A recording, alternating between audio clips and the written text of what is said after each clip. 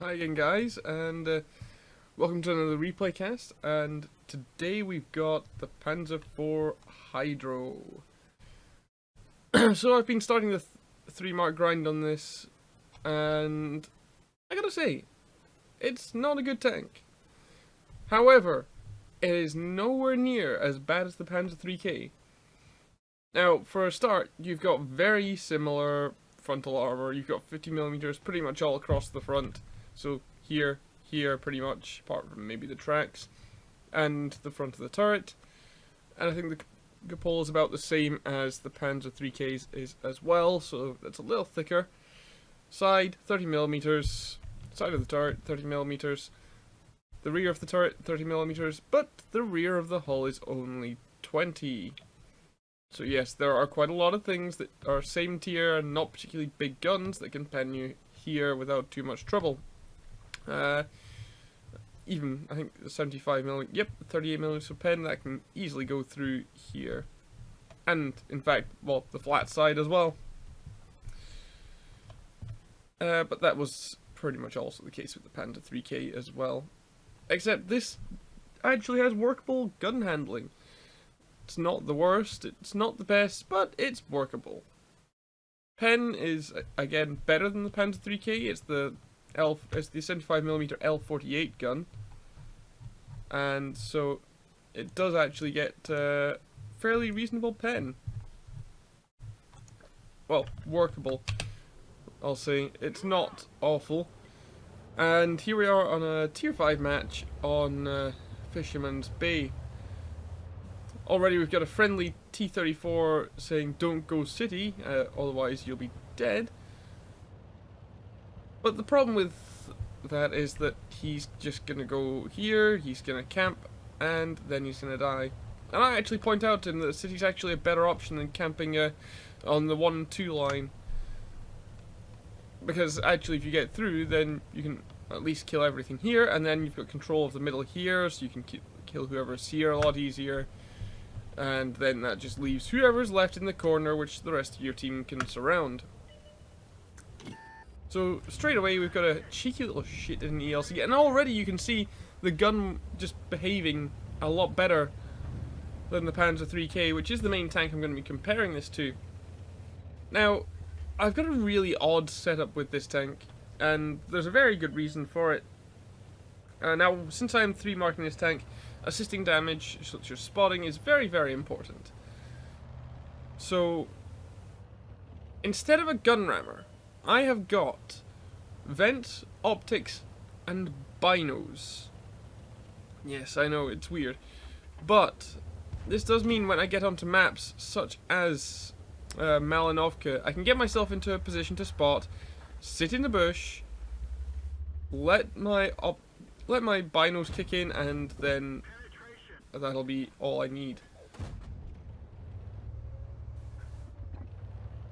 This match, though, I'm not going to need them whatsoever. Especially not against an ELC that's insistent on poking and getting shot in the face for a third of his health. There's also a Crusader there. Do we get the shot? No. Not quite.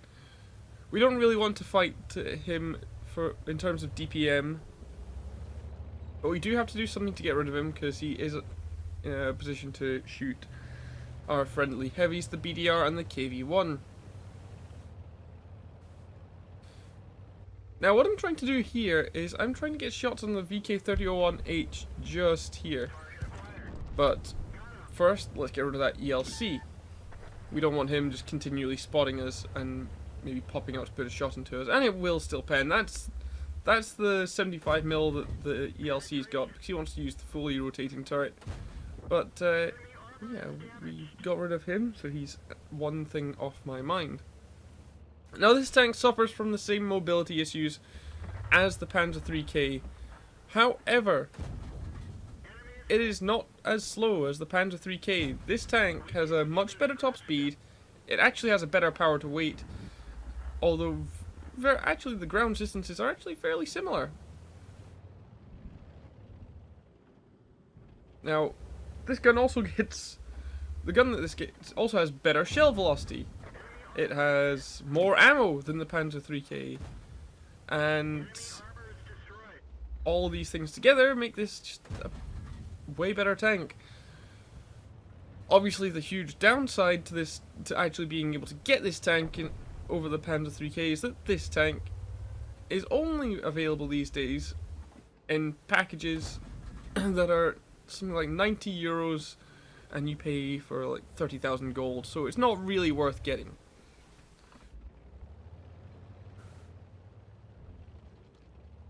But, well, I'll say that if you're going to buy that much gold anyway, then, and they have this package on offer, you might as well get yourself a free tank, a quote-unquote free tank at the same time. The quote-unquote is there because you're paying for the gold, but you're getting the tank as a bonus, according to Wargaming. But personally, I would say you're paying for both, but, you know, that's just the way Wargaming do things. Also, another problem with this tank is, again, one that's shared by the Panzer 3K.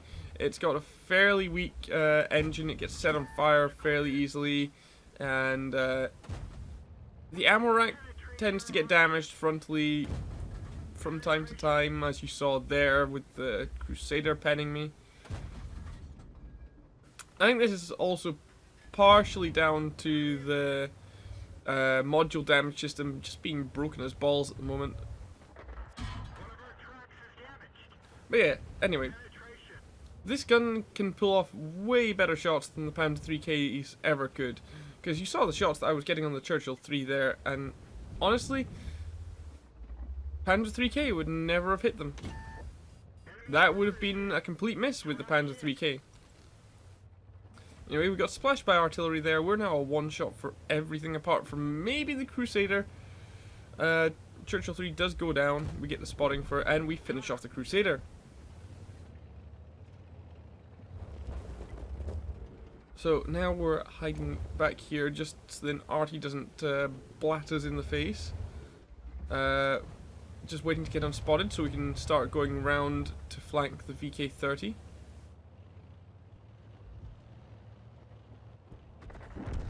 Unfortunately, our KV-1 does go down to enemy artillery.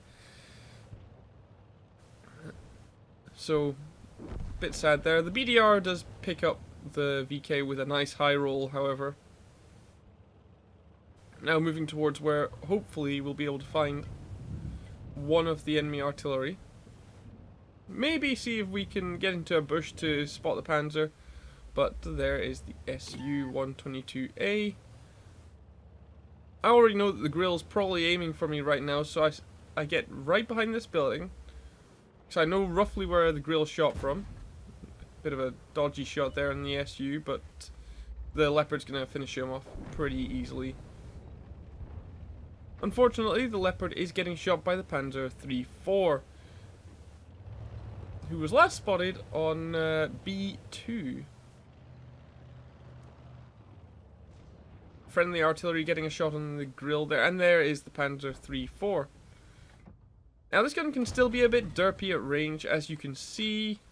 We're not really hitting him, we're not really getting very close, but honestly it's still a lot more reliable than the Panzer 3K gun. And we did actually get a blind shot on the VK-3001H we took down as well. The one who was kind of lurking around here, so we just shot him in the face. And so that was an ace tanker, that match, it turned out. I'm not really gonna...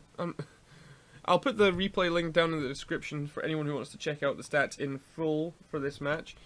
And it was a high caliber as well. And this was actually the match that got me my first mark of excellence on this tank.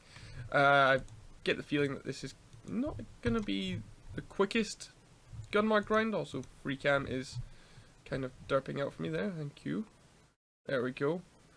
This is not going to be the quickest 3-mark grind ever, but it's definitely going to be quicker and far less painless than the Panzer 3K.